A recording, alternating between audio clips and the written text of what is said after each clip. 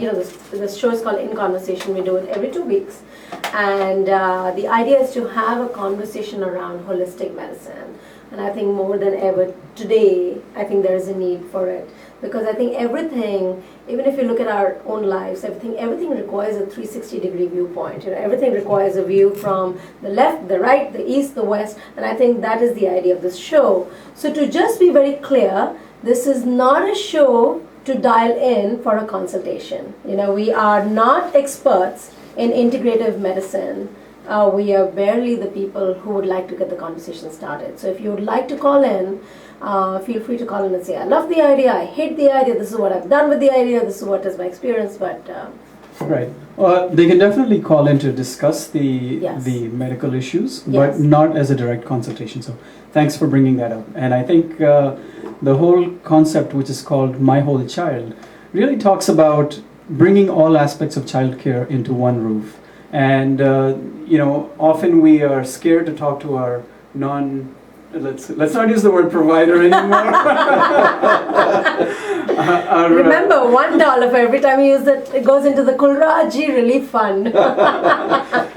So we're quite shy about talking about the non-traditional ways of treatment of different illnesses with our doctors. So this is to make sure that everybody understands, to be comfortable with that whole concept, and really discuss what people are trying on different disease processes. Right. So we had started to talk about allergies last time. Yes. And I think so I want to remind people that we are video recording this, which is why actually I put on some makeup today. But we are video recording this and audio recording this, and the links are available on, we have a My Whole Child page on Facebook. Right. We also have a website. Yes, we have mywholechild.org, and also the Facebook page, My Whole Child. And I know I heard Dr. Kulraj talk about how Facebook is more of a bazaar, but this is where we're trying to build a community to at least people can discuss and share what they're... I think this is a great use for Facebook. I think a lot of people can connect and learn so much. Right. Rajay, you must have a huge fan following on Facebook. Yeah, and I think the thing is we learn from each other, so that's the purpose behind it. I think that's what the purpose of the community is. So please log in. You could see the show from before, which was from last 2 weeks ago, where we started discussing allergies, and we're going to continue with that. We're also going to touch upon one particular traditional form of medicine. Right, and if people have questions, they can always either post them on Facebook, or they can reach us by email at drmehrotra1@gmail.com. So that's drmehrotra1@gmail.com, or even through the website.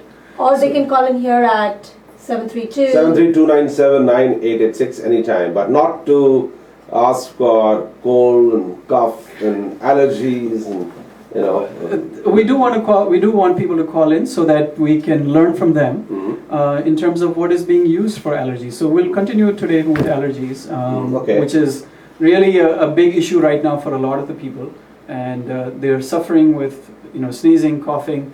And I know when I was coming in, I ended up taking my traditional medication nasal spray before I actually... You did? Yes, I did. Are you consciously doing it these days because of the talk? Because you're going to be put under the spotlight? Well, we look at medications in different ways. So traditional medications is often seen as a immediate relief. Yeah. So allopathic medicine is what we refer it to. Yeah. So if you have symptoms, you go ahead and take that. So I took my nasal spray, which is a steroid-based nasal spray, and obviously I felt relief as soon as I took it.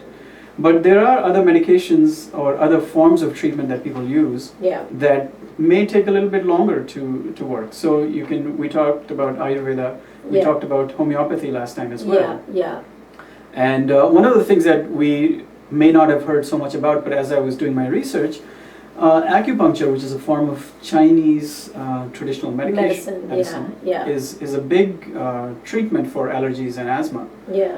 So, I don't know if people have used that freely, but it's definitely been proven scientifically to help in these symptoms. And as Indians, I think we are very familiar with Ayurveda, and we keep thinking that practicing Ayurveda is practicing integrative medicine, but no, right? There are other aspects to it, like you rightly said. And it looks like traditional Chinese medicine is almost 5,000 years old. So it's almost as old as Indian medicine, if not older, right? Right. So it is one of the oldest traditions of medications that is used. And acupuncture is, people get really scared because acupuncture uses needles. And I would be. I would be. I can't even go for an injection to the doctor's office. Can you imagine being poked with like 100 needles? Well, the needles are very superficial. They go in the very superficial layer of the body, of the skin. Okay. And there are different energy lines, and it sort of disrupts those energy lines. And have you had it ever? I have never had it, but I was seriously thinking about it. Yes, seriously? sure. Because if the allergy symptoms are getting so severe that you cannot control them with the main traditional medications, then it may be worth it. Right. And I think to a layperson like me, one of the biggest advantages of something like that is that you're not really putting anything chemical in your body. Like you're not putting a substance in your body. You are addressing the nerve points, right? So Right. Maybe there's something to be said about that. So there was a season, maybe a couple of years ago, when I was so bad with my allergies that actually I had to get, allergy shots. I had to get steroid shots before I could even function. So allergies, I'm sure people know, have dealt with on a daily basis. Yes. It's so common. Yes. And the traditional medications really go with antihistamines. Then if that doesn't work, then steroids. Yeah. There is also something called immunotherapy, which are allergy shots that people take on a regular basis for years and years.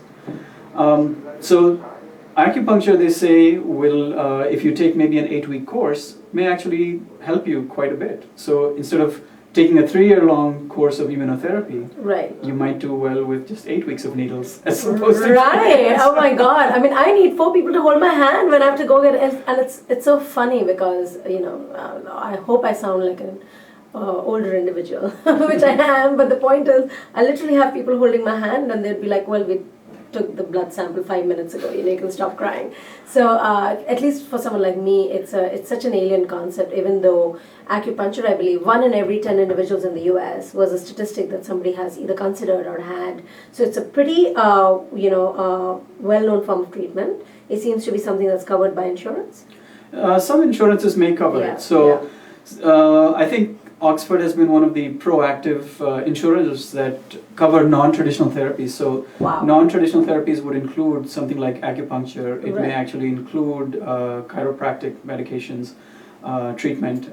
So there are some insurances that are being proactive. Right. So how do I even go and talk about this to my doctor? Because if I go to him and say, "Oh my God, I've got such severe allergies, I should be putting needles in me," or something, and if he's someone or she's someone who is not... You know what? Not every doctor may be comfortable with integrative medicine because that is something they didn't experience, right? It's a subject closer to us because we're Indians, we've seen this in our house. How do we make our practitioners comfortable with the idea? How do you think we should even start the conversation? Well, maybe I wanted to correct that. I wouldn't have seen acupuncture in my house. Yeah. But I meant, yes, like an alternate option is so home to us. It's almost, sometimes I think as Indians, rather die than have a tablet. It's so bad, and I believe many other Asian cultures are like that. I've heard from some of my Korean and Japanese friends. We are just not good with medicine. So for us, it was the other way of learning that sometimes you need something for immediate relief, right? So how would we start a conversation on an integrative approach? I think we've talked about this in the past as well. You need to be comfortable with your doctor, first of all. Yeah. And your doctor needs to be open-minded to all of this. Right. So even though it's not my expertise, acupuncture, I've never been trained with it. But when I did my research, I figured, yes, well, this is a good way of helping allergies and asthma. Then it may be worth a try. So a good conversation starter might not be, "Doctor, what you're doing is not working." Would that be a good opening line? Make sure you don't put them on the defensive. One good way might be is to ask them what may help in addition to this. Okay. Is it okay to say, "I've done some research," at which point they might roll their eyes, but is that an option? Yes, I do that, right? I go ahead and roll my eyes and say, "Oh, did you see Dr. Google?" And that's how it came about. But yes, so doing the research definitely, and then presenting it to the doctor and letting them know that is what you have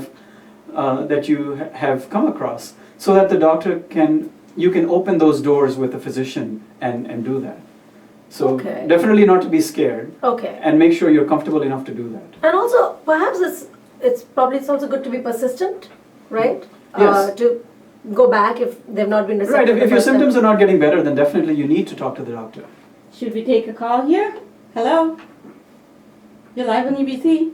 Hi, my suggestion over here would be rather than totally switching from your medical practitioner to acupuncturist, is like you should try it as an alternate, as another way, or as a second treatment. And once you get used to it, then you should stop your certification from the medical practitioner. Because you really don't know if the acupuncture is really going to work or it's going to worsen. And if you have stopped your medication or your shots or anything, then you're going to end up like going into emergency with the allergy.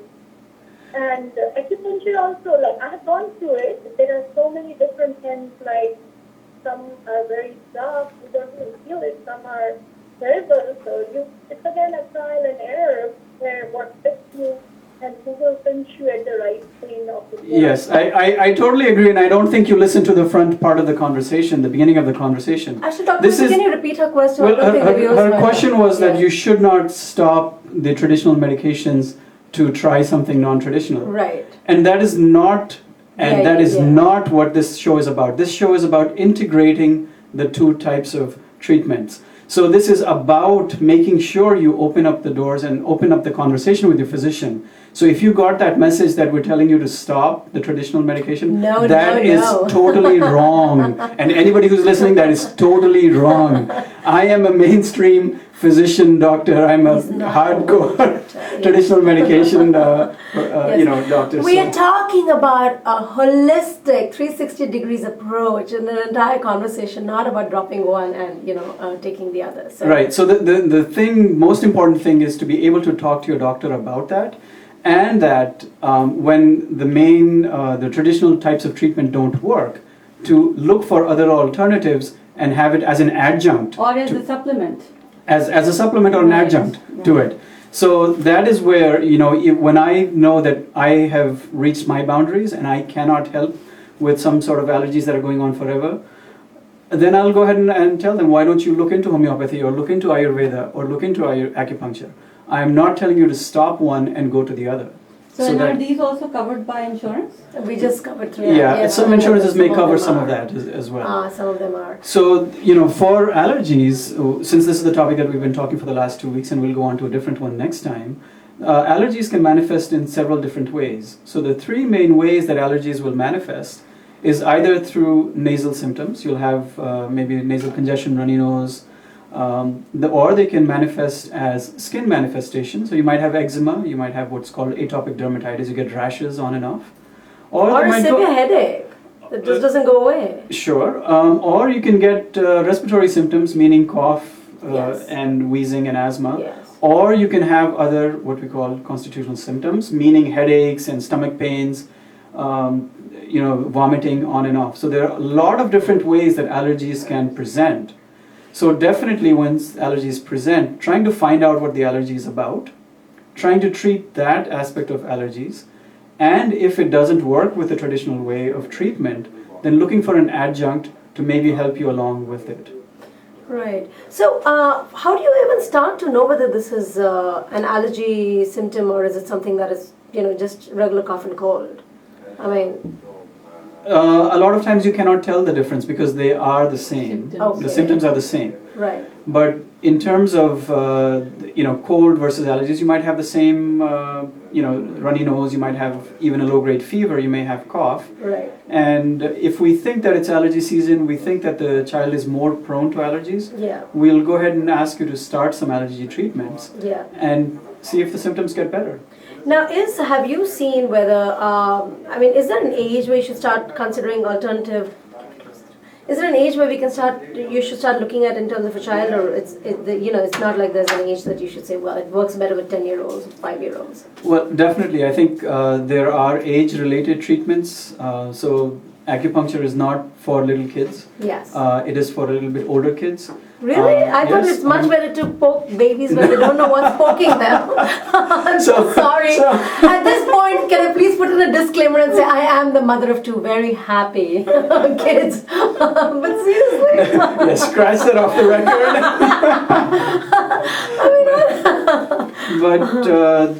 So, there's different treatments for different age groups. Yeah. And based on what the symptoms are is what you would go ahead and try. So you would not give vitamin C to a little baby to try to relieve colds, which I know a lot of people do go ahead and use. Yeah.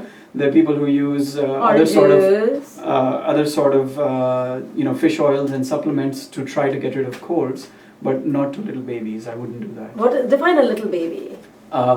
6 months, a year, 2 years. A year, 2 years is a little baby? Of course. Okay, I'm so sorry. Baby, infant versus baby. Yeah, Right? There you go, see? Okay, all right, okay. I learn every day. Guys, I'm Shalu. I'm just making it up. Yeah, Shalu's kids are much older now, so they're long beyond that. Oh God, I knew that even having 2 kids did not qualify me to write a book on the subject. So one of the things also, a lot of our community feels is that allergies are an illness that is made up by the society here, by the doctors here. Yeah. It's not a problem that's prevalent in India. So is that true? Because you were on a trip to India before. Is it not a problem, or is it that people don't define it as an allergy, right? There's a definition. Sure, but I think definitely the prevalence is a lot more in the US than in India, and there's some theories behind it. And what is that? One of the theories behind it is that because of the cleanliness in the society, your body is not sensitized. Whereas in India, with all the environment, the dirty environment, you're already sensitized, so you don't develop those symptoms. But when you come here, you tend to develop. So moral of the story: don't clean your house. Okay, all right. Look at this. The show couldn't be more interesting. But that is awesome. I know. Mothers out there. So that is the first step in prevention of allergies, is to clean your house and make sure you clean it regularly. And if your child has allergies, to make sure you do a meticulous job of cleaning. Because if your child is allergic to dust or one of those other things that, let's say you have rugs in the house and you have these allergens that are in there, then that can cause So the first step symptoms. actually would be to find out. We have a call. Sure. Let's see what she has to say, or he. Hello, you're live on EBC. Go ahead. Hello. Okay, I guess you answered their question. So tell us a little bit more about Chinese medicine and allergies. I know we discussed it, and we did. There's acupuncture to look at, or there's herbal medications and things like that, right? So we're not really going to get into the details of that. I think the main thing is to be able to talk to your doctor, understand what allergies are all about, and how they come about, and what you can do to avoid them and prevent them, and even treat them. And if one treatment doesn't work, then there are ways that your doctor can help you navigate and try to find out the other alternative treatments. And the realization that for some things you really do need to go to the Western medicine concept, right? So to even understand whether you have allergies or not, it's critical to understand what you're allergic to. Which of course is that test, and you need to go and do it. So allergy testing can be done in a few ways. It can be done as a blood test, but it may not be as accurate. Right. For more precise testing, you can go for skin testing, and that you would visit the allergy specialist. Yeah, which by the way is a little bit like acupuncture, because I saw them like poke stuff. Yes, it is. Yes. So you will be pricked with lots of different needles, and you'll see how your skin reacts to it. Yeah. And based on that and what the reaction is, you can figure out what you're allergic to or not. Right. But once again, what you're allergic to on the skin may not necessarily be what you're allergic to when you take that substance in. Yeah. So it becomes very confusing. Right. Okay, and I know the people who are dealing with this illness really are frustrated because it is a chronic thing that waxes and wanes.